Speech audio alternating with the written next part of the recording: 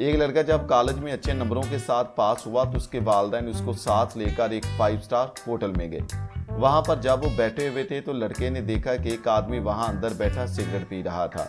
लड़का उठकर उसके पास गया और उसने कहा, भाई साहब, आप यहाँ होटल के अंदर ही सिगरेट क्यों पी रहे हैं? आप बाहर जाकर सिगरेट पिया करें, हमारे बड़े भी हमारे साथ हैं। आदमी आगे से बोला, अगर तुम्हारे बड़े तुम्हारे साथ हैं तो फिर क्या? लड़का बोला, यार समझा कर, इस तरह हमारा भी देख कर पीने को दिल करता है। एक सरदार सो रहा था कि उसको मच्छर ने काट लिया। सरदार को बहुत गुस्सा आया और उसने अपनी चप्पल उठाई और मच्छर को मारने के लिए उसके पीछे भागने लगा। सारी रात इसी तरह भागते भागते गुजर गई, लेकिन सरदार उस मच्छर को मार नहीं पाया।